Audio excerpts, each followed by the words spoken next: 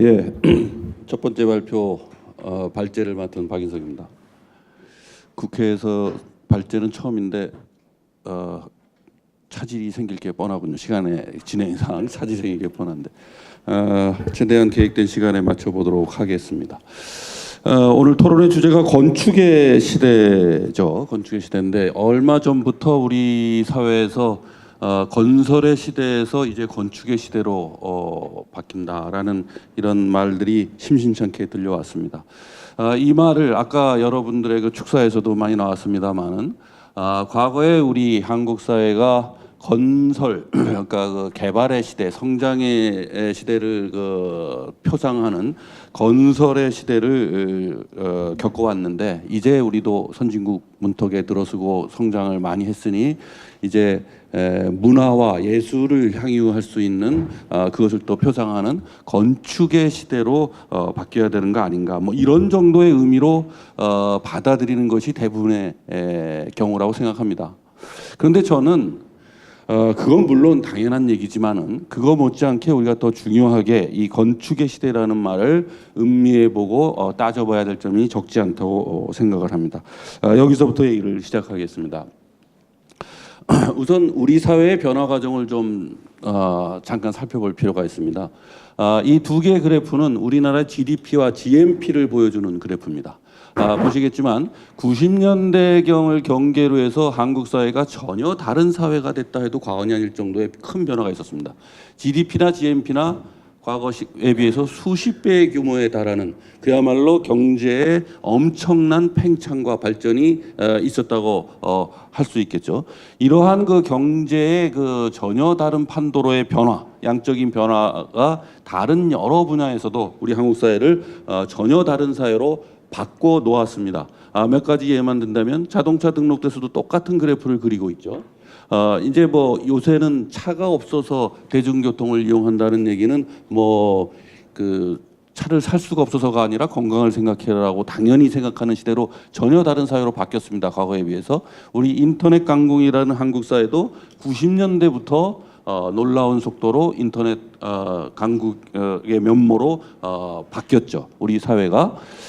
자, 이거 외에도 뭐 모든 사회의 상황이 다 바뀌었습니다. 전혀 다른 사회가 됐다고 할 수 있죠. 90년대를 경유하면서.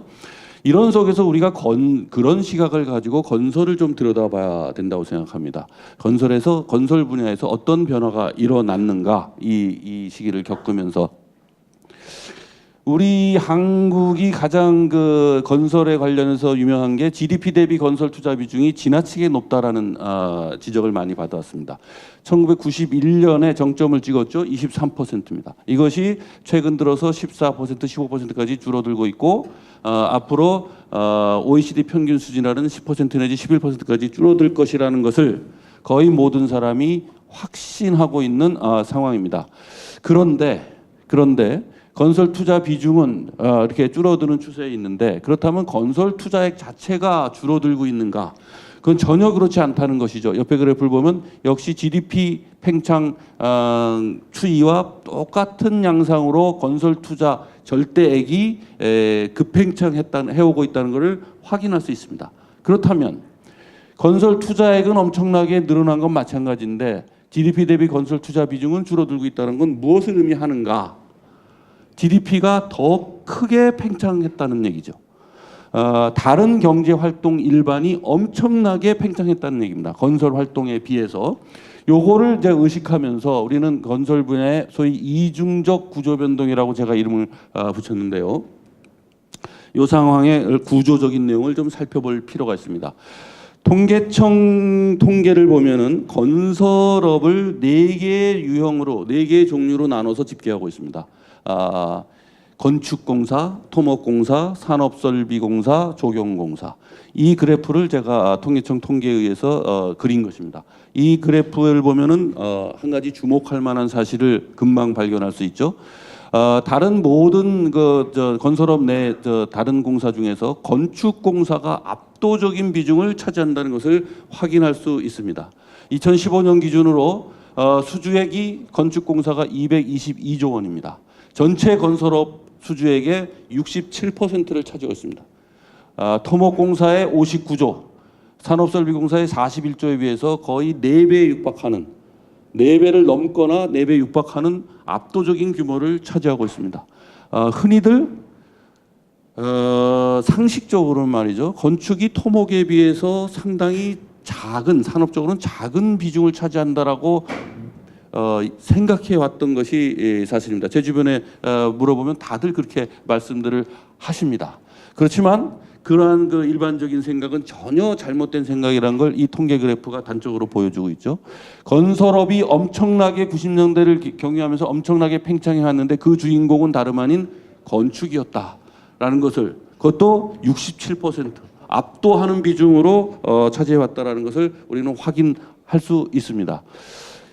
많은 분들이 의아해합니다. 그거 혹시 믿으려고 하지 않습니다. 아파트 때문에 그런 거 아니냐? 아파트가 워낙 많이 짓다 보니까 아파트를, 그래서 건축이 이렇게 큰 게 아닌가.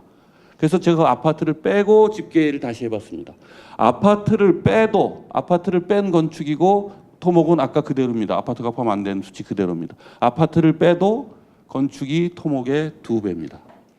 이거는 뭐 통계가 입증하는 명확한 팩트입니다. 그러니까 건축은 산업적으로도 엄청난 비중을 차지하고 있다는 거죠. 문화예술적으로만 중요한 것이 아니라. 이것의 정체를 좀 더 들어보기 위해서 민간과 공공으로 나눠서 살펴봤습니다. 왜 그런데 우리는 토목이 크다고 생각하고 있는 것일까? 우리 사회는.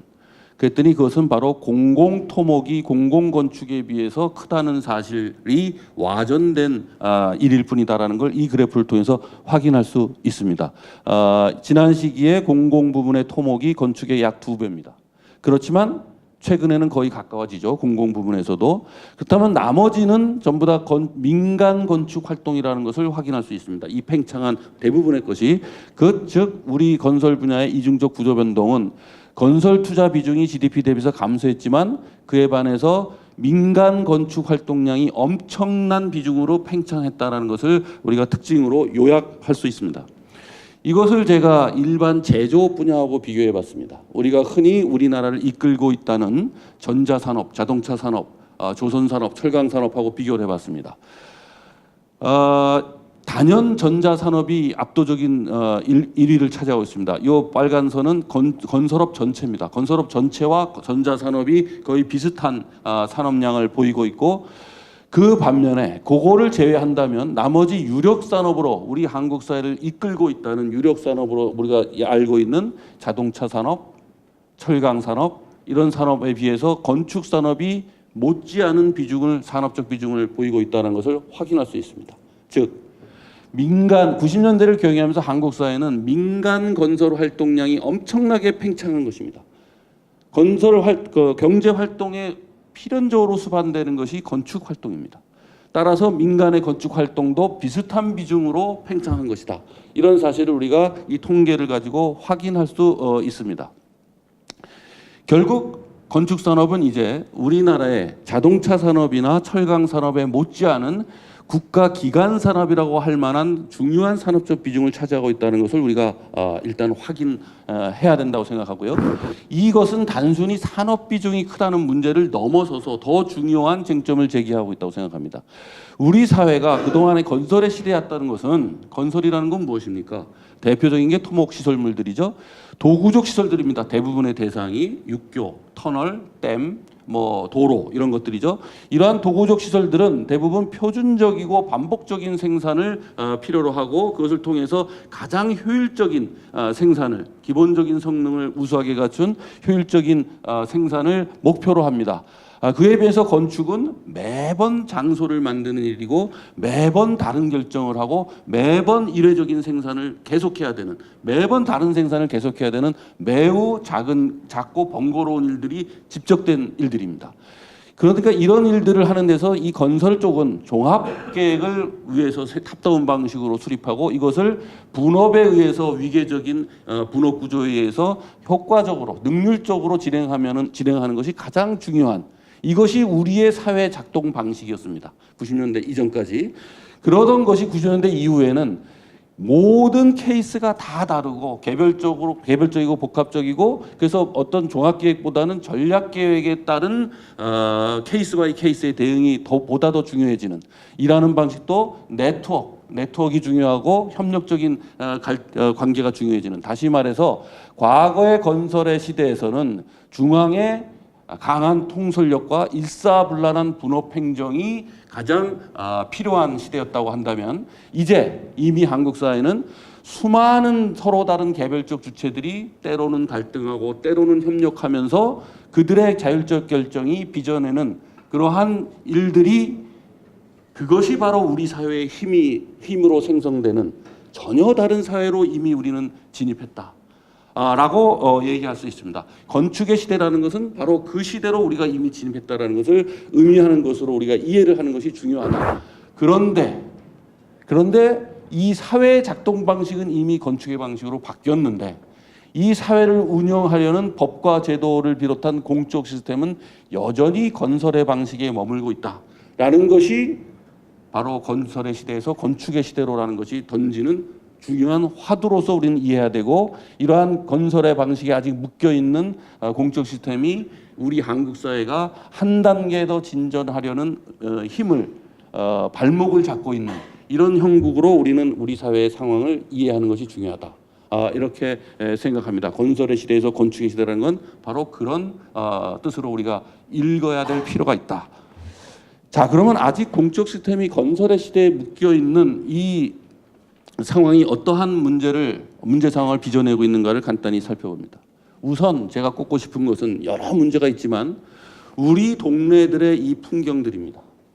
전부 다 이 풍경들이 왜 우리는 경제 규모는 그렇게 엄청나게 성장해서 이제 선진국이라 해도 과언이 아닌 상황에 들어갔는데 우리 사회가 왜 우리 동네는 우리 국민들의 그 생활을 감싸고 있는 동네의 건축들은 여전히 이렇게 남루한 것인가? 왜 변하지 않는 것인가?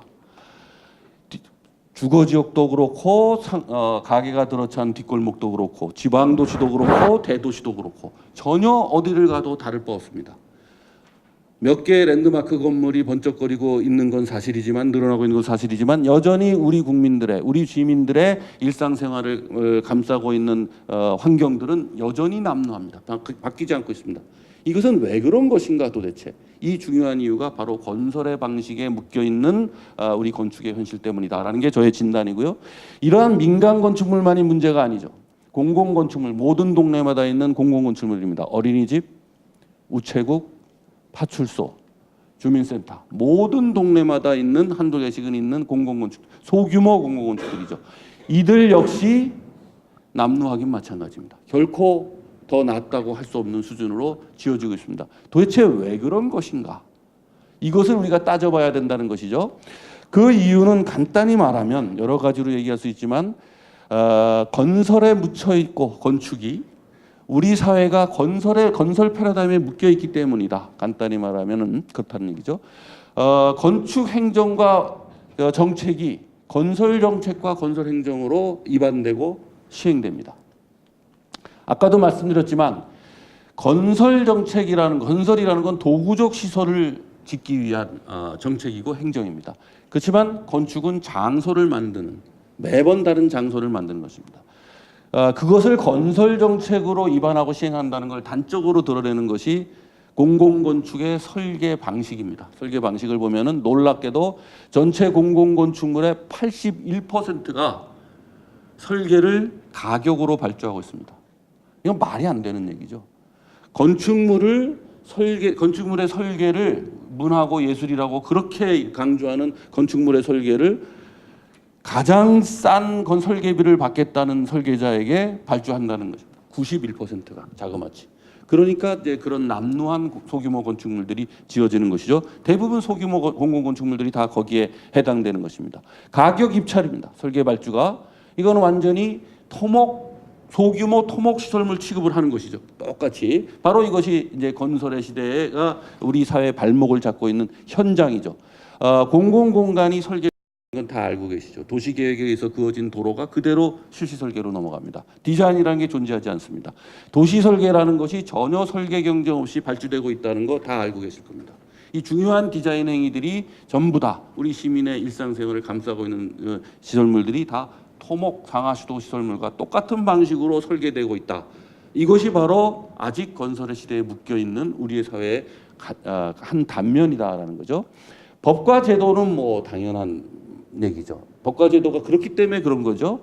건설기술진흥법이라는 법에 이렇게 규정되어 있습니다. 모든 건설공사에 관한 계획부터 설계, 뭐 측량, 자문, 지도, 품질관리, 시험평가, 감리까지 전부 다가 건설기술진흥법에 의해서 관리되고 시행되고 있습니다. 이 중에 설계만을 건축설계는 제외한다라고 되어 있습니다. 이 말은 곧 건설기술진흥법이 건축을 관리하기 위한 법이 아니라는 걸 방증하는 것이죠. 이거는 토목법입니다.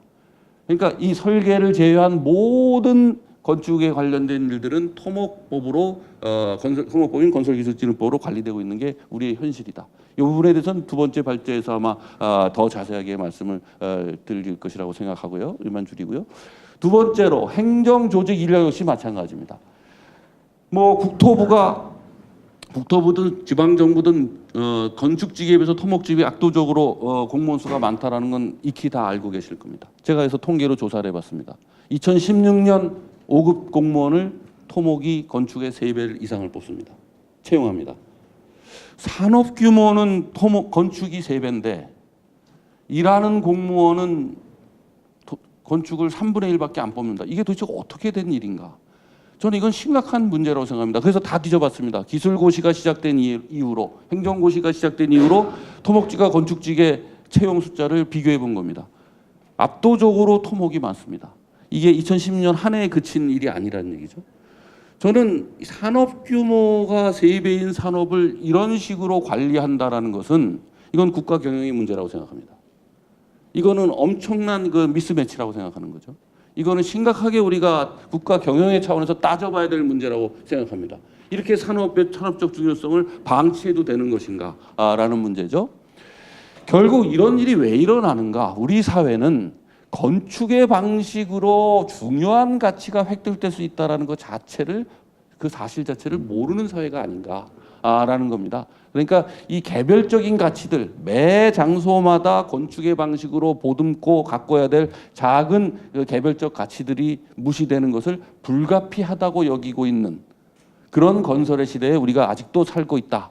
그러고 여전히 분업행정으로 효율을 추구하는, 시간을, 속도전을 추구하는 그런 시대를 아직도 우리는 그런 법과 제도와 행정의 체제 속에서 살고 있다. 이것이 우리 건설에 묶인 사회의 단면이라고 볼 수 있는 거죠. 결국 아까 말씀드린 대로 건설의 방식에서 건축의 방식으로 우리의 법제도, 사회 작동 방식에 상응하는 공적 시스템을 획득하는 일, 그리고 전환하는 일, 이것이 우리의 과제다라고 생각합니다.